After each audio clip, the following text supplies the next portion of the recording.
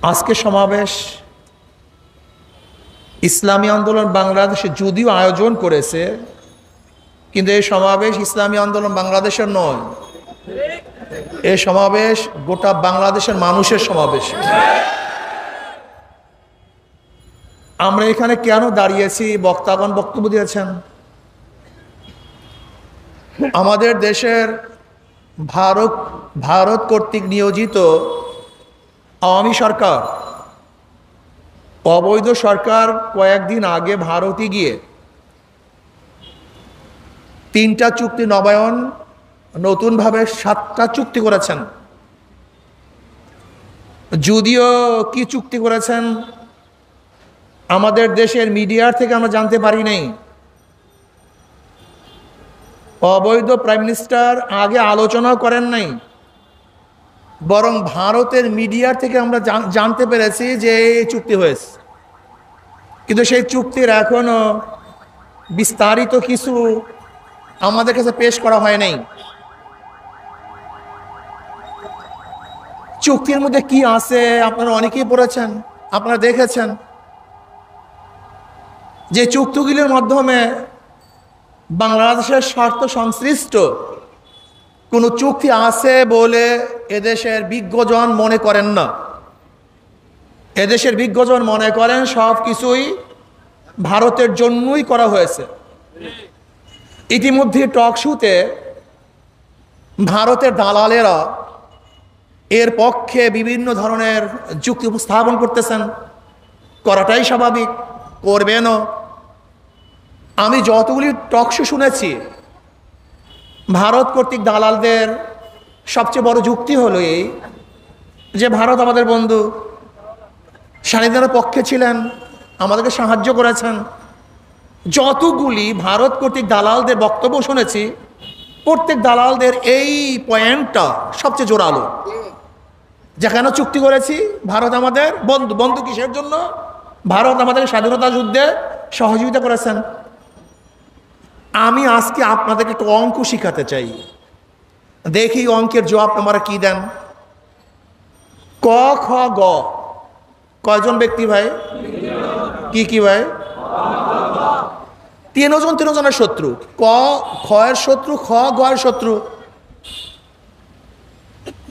ক আসতেছে নদীতে নৌকায়, খ এবং গ মিলে তাকে হত্যা করেছে। এখন বলেন তো কে কার সাহায্য করেছে? হ্যাঁ, কেউ কাউ সাহায্য করে নেই, এটা মনে রাখতে হবে। ক খ গ, ক খ গ 3জনের শত্রু। আসতেছে কে? হত্যা করছে কারা? খ এবং গ।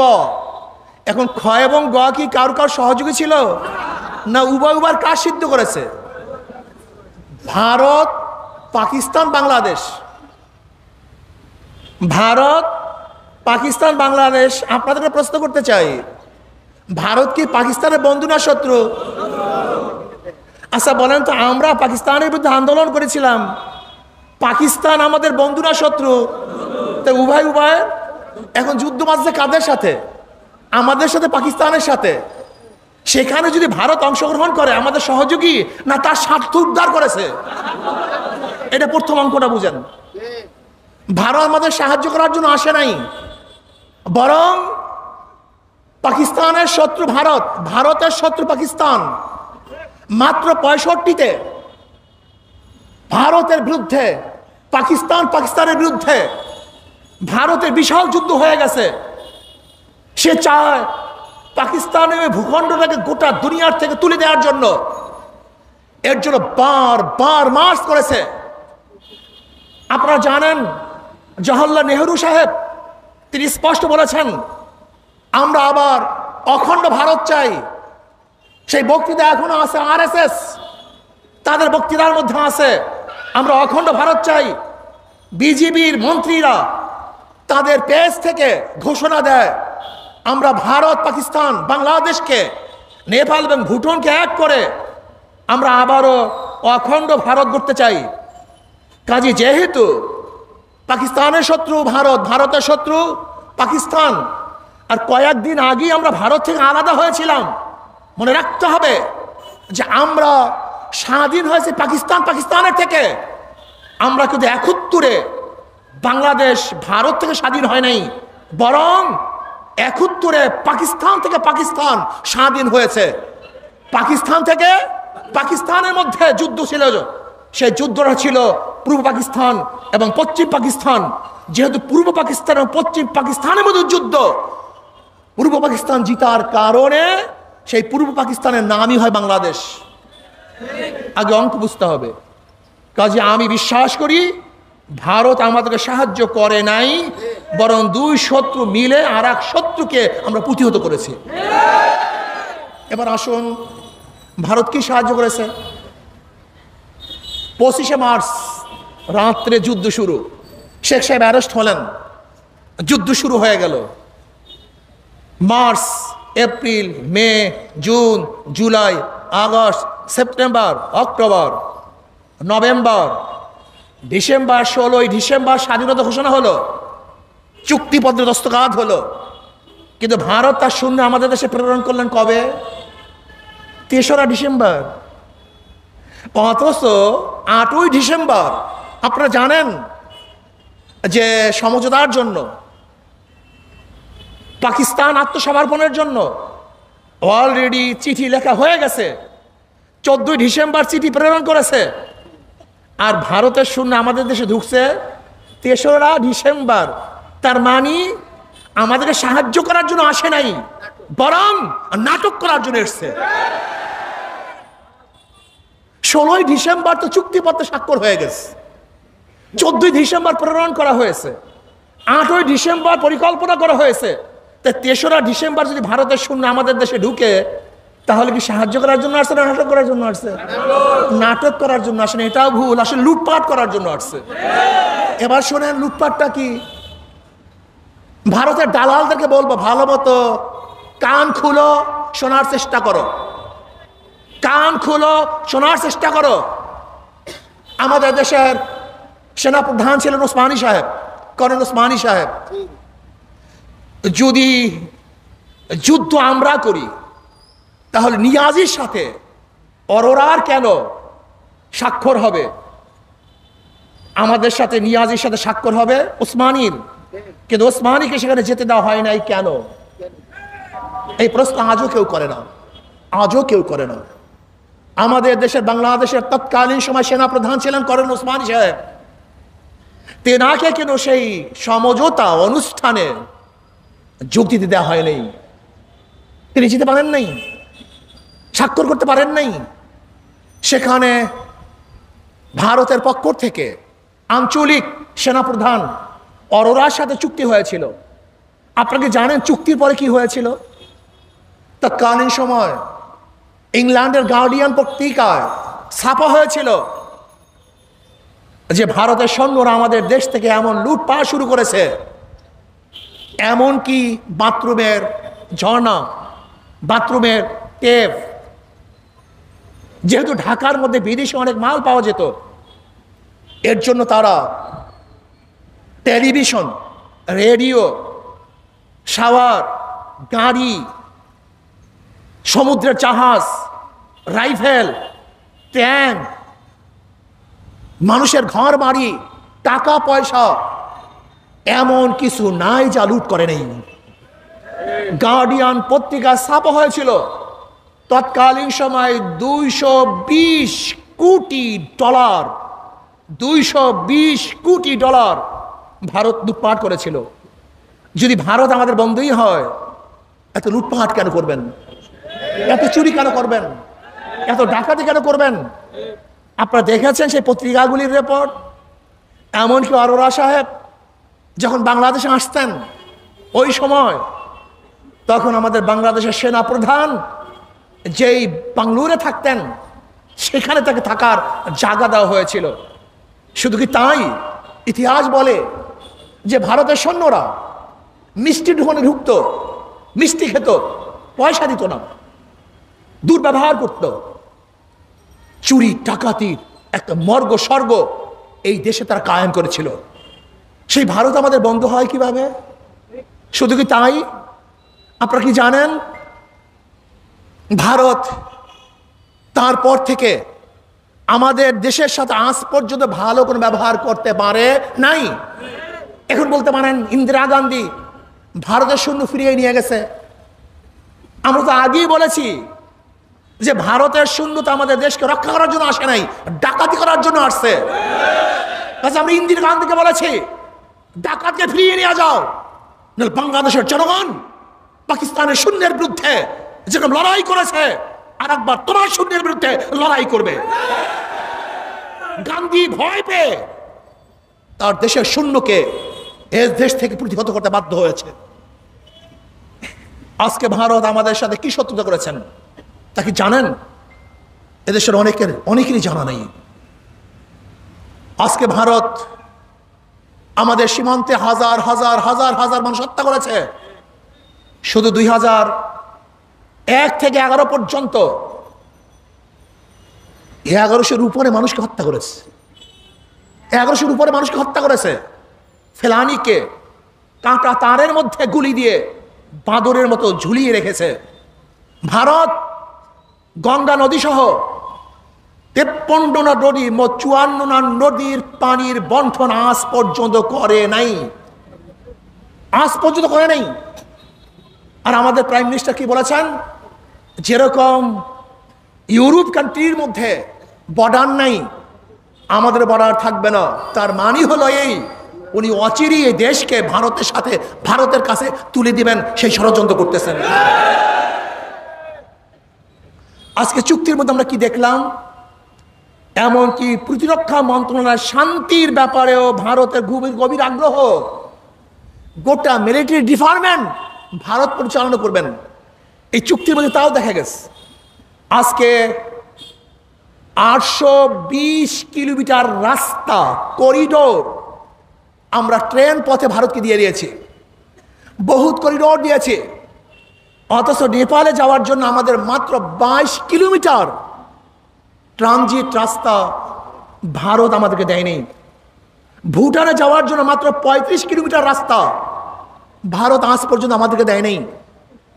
আজকে চুক্তির মধ্যে বলছে নেপাল ভুটান হয়ে আমরা ভারতের সাথে রেল সংযুক্ত করব, অথচ ভুটানে তো কোনো রেল লাইনই নেই। নেপালে সামান্য কিছু রেল লাইন আছে, সেটা পাহাড়ি অঞ্চল, সে রেলই চলে না।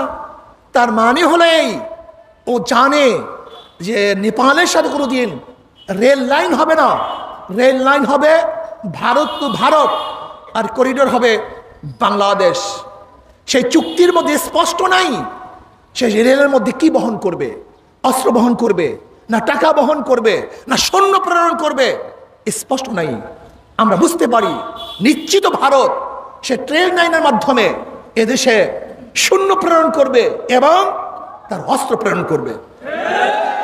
এত অবস্থাটা কি হবে জানেন? খাল কেটে কুমার আনার মতো অবস্থা।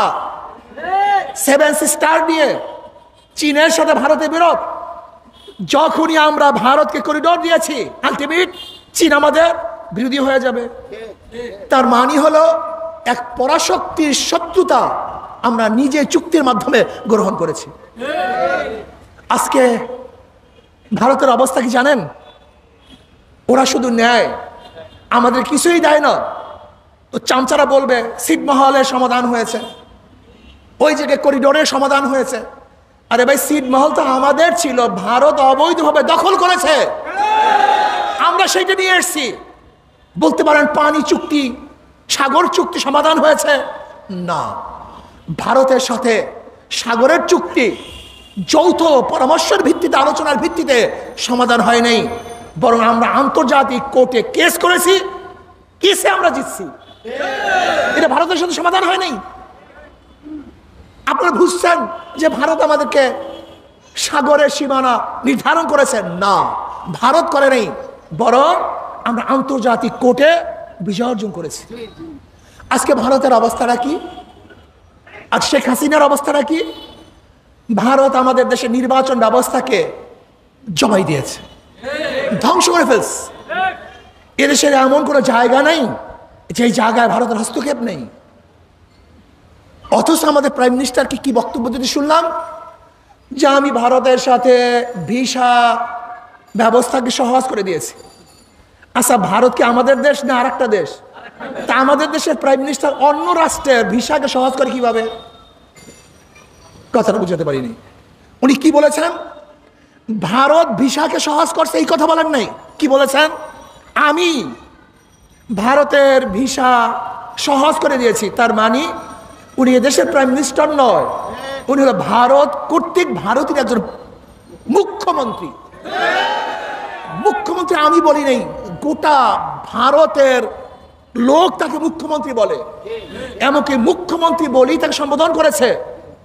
কিন্তু আমরা লজ্জা পাই, লজ্জিত। ভারতের একজন মুখ্যমন্ত্রীও যদি দিল্লিতে যায়, তার যে শ্রদ্ধা এবং সম্মান, আমাদের দেশের মুখ্যমন্ত্রী ভারত কর্তৃক মুখ্যমন্ত্রী ভারতে গেলে সেই সম্মান শ্রদ্ধাটুকু পায় না। যদি আমাদের দেশে প্রাইম মিনিস্টার ভারতে যেতেন, তাহলে কমপক্ষে সেই দেশের প্রাইম মিনিস্টার তাকে অভ্যর্থনা জানাবার জন্য, রিসিভ করার জন্য আসতেন। কিন্তু ভারতের প্রাইম মিনিস্টার তো দূরের কথা, নাম করা কোনো মন্ত্রীও তাকে রিসিভ করার জন্য এয়ারপোর্টে আসে না। এসে লজ্জার কিছু হতে পারে না। আমরা লজ্জিত।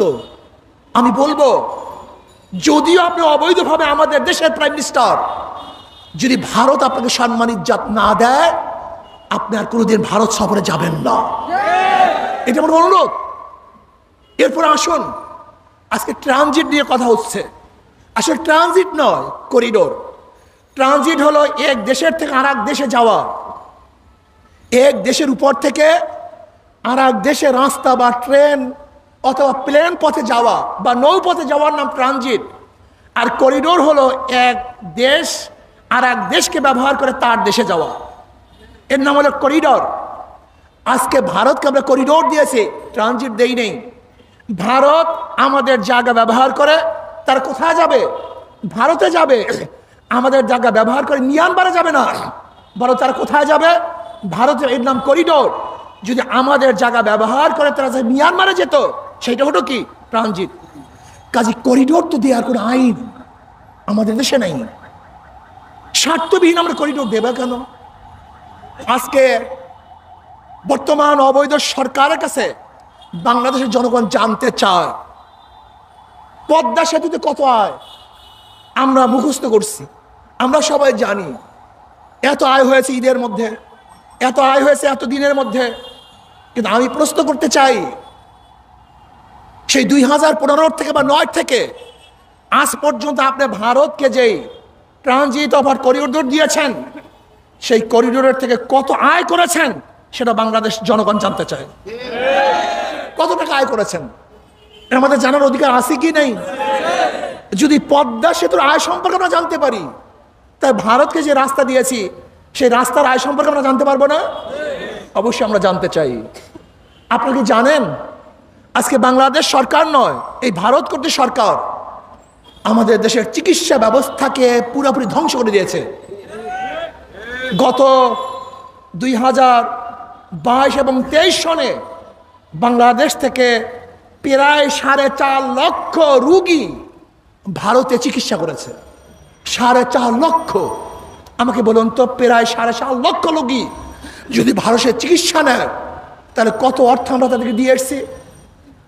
আজকে বাণিজ্যিক চুক্তি, আমি প্রশ্ন করতে চাই, আমি জানতে চাই, এই বাণিজ্য চুক্তির মাধ্যমে আমাদের সিরাজ সাহেব এসে ইঙ্গিত দিয়েছেন যে 26 কোটি মার্কিন ডলার আয় হয়েছে, 26 বিলিয়ন মার্কিন ডলার যেখানে বিনিময় হয়েছে, তার মধ্যে ভারত পেয়েছে 24 মিলিয়ন ডলার আর আমরা পেয়েছি মাত্র 2 মিলিয়ন ডলার। পার্থক্যটা বুঝছেন? আমরা জানতে চাই, আপনি বাণিজ্যিক চুক্তির মাধ্যমে ভারতের লোক এদেশে চাকরি করতে পারবে, ভারতের কত ব্যক্তিরা আমাদের দেশে চাকরি করে এবং বাংলাদেশের কত ব্যক্তিরা ভারতে চাকরি করে, এটা আমাদের জানার বিষয় আছে কি নাই? আমাদের জানা মতে ভারতের প্রায় 10 লক্ষ লোক, 10 লক্ষ লোক আমাদের দেশে চাকরি করে। আজকে প্রাইম মিনিস্টার মংলা নৌবন্দরকে ভারতের জন্য ছেড়ে দিয়েছে, চিটাগাংয়ের নৌবন্দরকে ভারতের জন্য ছেড়ে দিয়েছে। কিভাবে ছাড়ছে জানেন? চুক্তিটা কি জানেন? যদি বাংলাদেশের কোনো জাহাজ মাল খালাস করে, ইতিমধ্যেই যদি কোনো ভারতের জাহাজ আসে, তাহলে আমাদের জাহাজ সেখান থেকে চলে যেতে হবে, ভারতের জাহাজকে ইন করতে দিতে হবে। আজকে নেপাল থেকে বিদ্যুৎ আনার জন্য চুক্তি হয়েছে মাত্র 20 মেগাওয়াট, অথচ ভারত আমাদের থেকে হাজার হাজার মেগাওয়াটের চুক্তি করেছে। মাত্র নেপাল থেকে ভারত হয়ে এখন পর্যন্ত কিন্তু আমরা বিদ্যুৎ আনতে পারি নাই।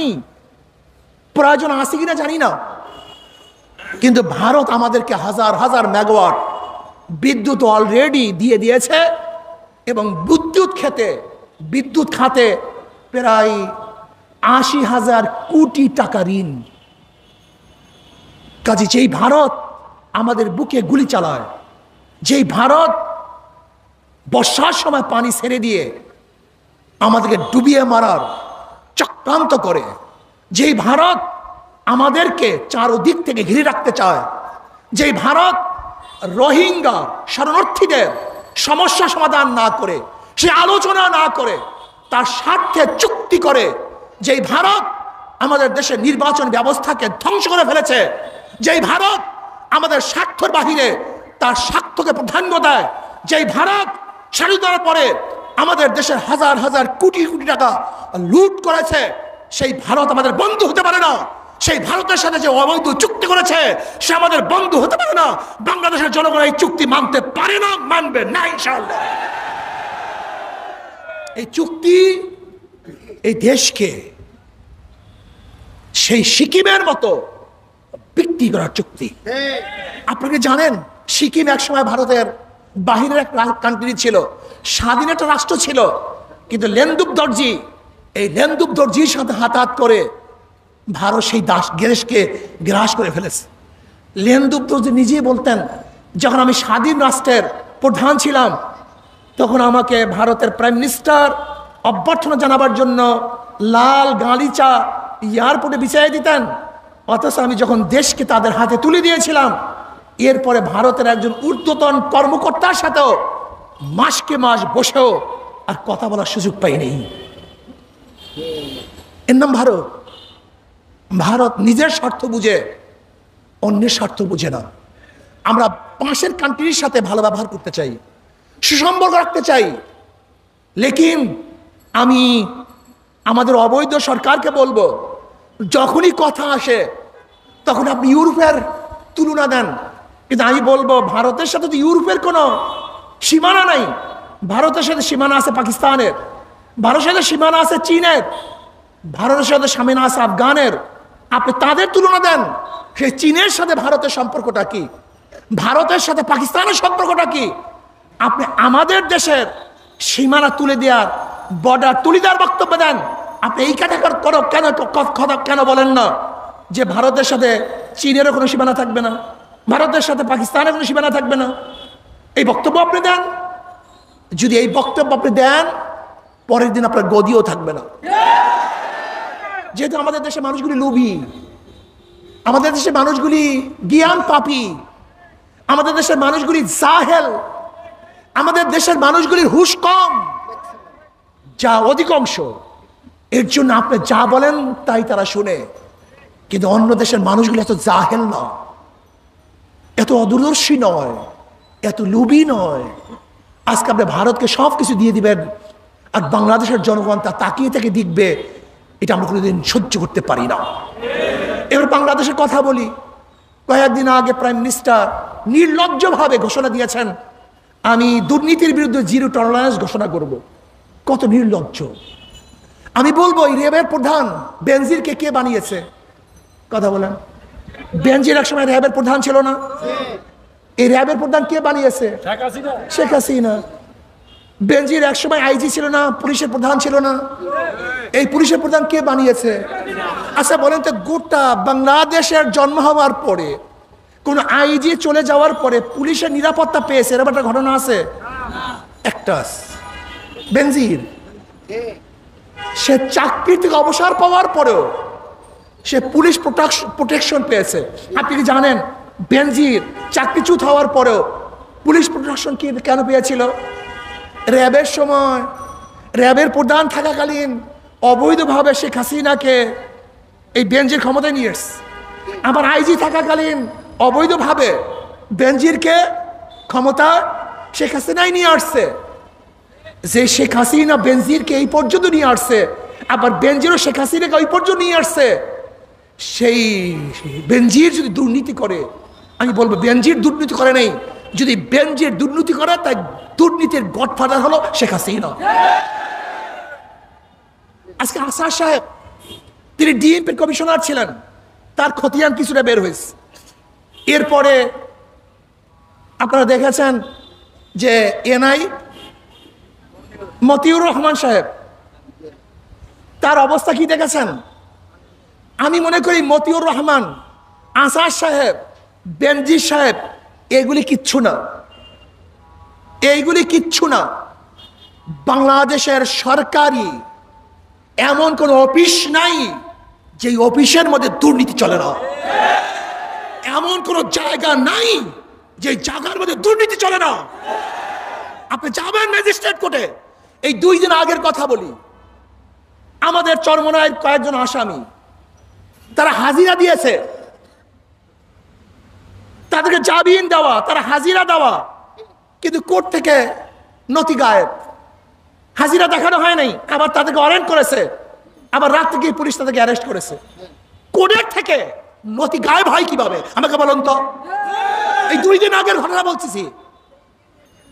আপনি যাবেন, এমন কোন অফিস নাই, কোন অফিসে যাবেন? ভূমি মন্ত্রণালয়, ভূমি অফিসে যান। আপনি যাবেন কোথায়? কোন অফিসের কথা বলেন?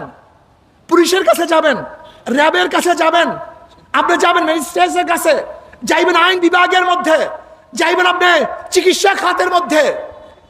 বাংলাদেশের এমন কোন ডিপার্টমেন্ট নাই যে ডিপার্টমেন্ট দুর্নীতিগ্রস্ত নয়। সমস্ত ডিপার্টমেন্টগুলি দুর্নীতিগ্রস্ত হয়ে গেছে, সব ধ্বংস হয়ে গেছে। এর কারণ কি জানেন? এর কারণ কি জানেন? বর্তমান সরকার যদি অবৈধ, অবৈধ মানুষ অবৈধের বিরোধিতা করতে পারে না। চোর চোরের বিচার করতে পারে না, ডাকাত ডাকাতের বিচার করতে পারে না, মদ পানকারীর বিচার করতে পারে না, যে লুটেরার বিচার করতে পারে না, খুনির বিচার করতে পারে না, অপরাধীর বিচার করতে পারে না। যেহেতু আওয়ামী লীগ সরকার সবচেয়ে বড় অপরাধী, সে কোনো অপরাধের বিচার করতে পারবে না, করতে পারে না, পারবে না। সে ধর্ষণের বিরুদ্ধে 0 টলারেন্স ঘোষণা করেছে, ধর্ষণ বাড়ছে না কমছে। সে মাদকের বিরুদ্ধে 0 টলারেন্স ঘোষণা করেছে, মাদক বাড়ছে না কমছে। সে দুর্নীতির বিরুদ্ধে 0 টলারেন্স ঘোষণা করেছে, দুর্নীতি বাড়তেছে। কোন অবস্থাতেই বন্ধ হওয়ার মতো নয়।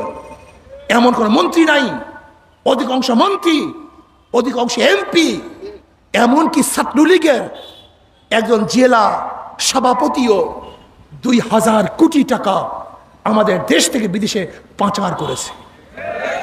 দেশের অবস্থা জানেন? পাবলিক দেশের অবস্থা জানেন? আজকে ব্যাংকের অবস্থা জানেন? রিজার্ভের অবস্থা জানেন? রিজার্ভ খালির পথে, আমদানি বন্ধ হয়ে যাবে। অথচ 7 লক্ষ কোটি টাকা আমাদের বাজেট। কোথায় পাবেন টাকা আপনি? হ্যাঁ পাবেন, অবশ্যই পাবেন। পাবেন না তা অবশ্যই পাবেন। এখানে যারা আছেন না বলির পাঠা, এই জনগণ, এই যে বলির পাঠা আপনারা আছেন না, ট্যাক্স দাও, ভ্যাট দাও, খাজনা দাও। তুমি ব্যবসা করবে 1 টাকা, ট্যাক্স দেবা 10 টাকা। তোমার যা থাকবে অথবা নাই থাকবে আমাকে দিয়ে দাও। বিদ্যুৎ বিলের অবস্থা কি? গ্যাস বিলের অবস্থাটা কি? তরকারির অবস্থা কি? ডালের অবস্থাটা কি? ভাতের অবস্থাটা কি? অথচ আমাদের সংবিধান বলেছে শিক্ষা, চিকিৎসা, অন্ন, বস্ত্র, বাসস্থানের গ্যারান্টি দিতে হবে। এটা সংবিধান বলেছে। এই 5টা মৌলিক অধিকার বাস্তবায়ন করতে হবে। এটা কে বলছে? আমাদের সংবিধান। যদি আমাদের সংবিধান বলে মৌলিক অধিকার শিক্ষা, সেখানে আপনি চিকিৎসার জন্য বিদেশে পাঠাবেন, তাহলে আপনি সংবিধান লঙ্ঘন করেছেন, সংবিধান লঙ্ঘন করেছেন। আজকে দেশটা চুরি আর চুরি, ডাকাতি আর ডাকাতি, সব ধ্বংস হয়ে যাচ্ছে।